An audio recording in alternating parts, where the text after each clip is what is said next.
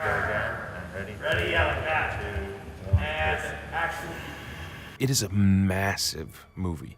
We truly have spared no expense. We have amazing action sequences. We have amazing dinosaur sequences. We have heart, humor, innovative technology, both as like a story point in the film, but also as a narrative around making this film. I mean, we're pioneering brand new technologies to make this film. We have more dinosaurs than you've ever seen in a Jurassic film. New dinosaurs, new characters. There have never been more dinosaurs than there are in Dominion in a movie. Like maximum amount of dinosaurs in this movie that we're making. Because there is proliferation and because the dinosaurs are everywhere, you see dinosaurs in snow, you see dinosaurs in cities. From the beginning, we really wanted to make something that was new enough and fresh enough that it could give people a reason to come back to the theater and also give kids a reason to hopefully go back and watch the original films. The first trilogy had 3 characters who we loved, and then the sequels were about Owen and Claire, who hopefully we also care about. And now in the case of Dominion, we wanted to integrate them and make the case that this was actually one long story from the very beginning. There's a larger tapestry that Colin is creating for us as an audience. And it's really exciting because it's new. It feels really fresh. Like you haven't seen Jurassic like this ever before. The threat levels and the danger levels are so much higher in this film because the dinosaurs are walking amongst us.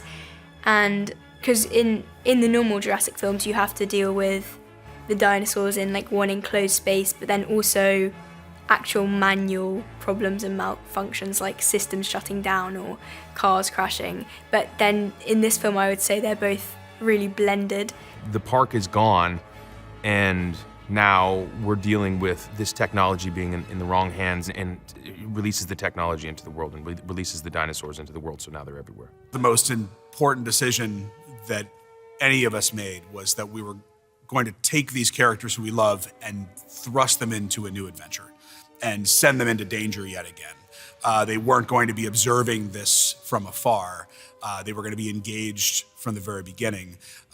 The plot actually is driven by Ellie's story and by Grant's story. So when we were asked to do this, we assumed with the level of advancements in CGI, it would be amazing and digitally enhanced, but we worried, you would lose that proximity. And thanks to Colin really wanting to go back to the feeling of the original film, to complete this story with that same tactile, incredible gift of the animatronics, he has John Nolan creating genius and magic with a team of extraordinary artists, painters, puppeteers, and you walk on set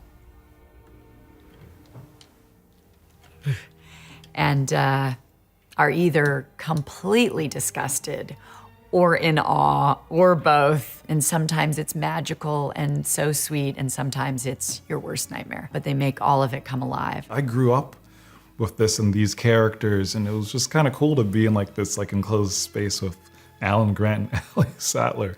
It was awesome, and they were so cool. So I had a really great first day. Very, very surreal. Jurassic films has always been a merging of science and imagination.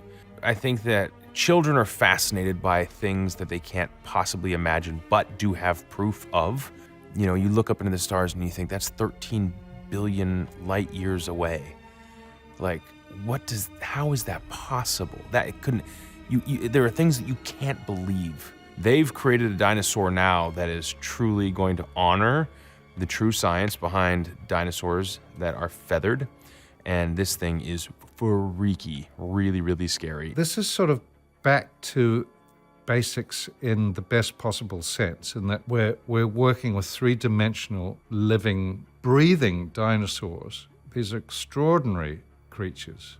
And to be able to work with the 3D thing rather than it's right here in your face,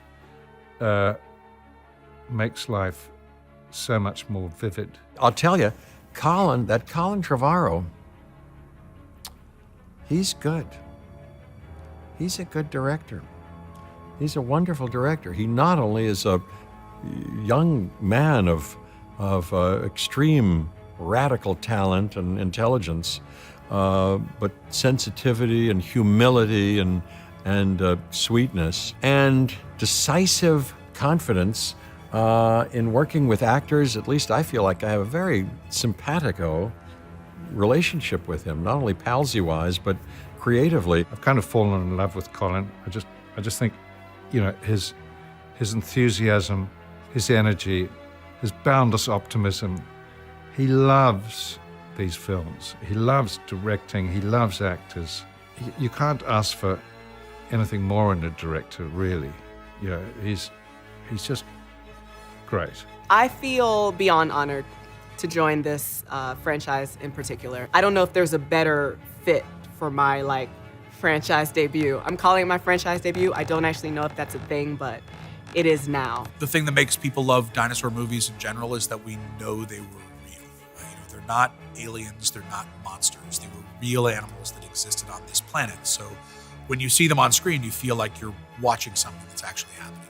It is a specialized craft to see what John Nolan was capable of, and to be able to give him the opportunity, not just to make animatronics for a Jurassic movie, but to make more than had ever been made for a single movie, just excited me. It's going to be a fantastic lot of fun to watch and epic in scope.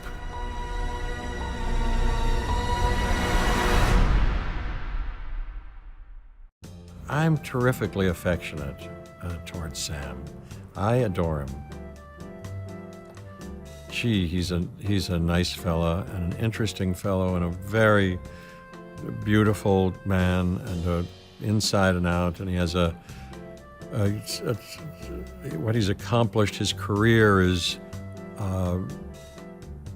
impressive, spectacular, important. He's an international treasure and an art treasure. You know, he's worked with so many interesting people, and his own sensibility and talent and sensitivity and unique intelligence and unique sensibility is so beautiful. So beautiful.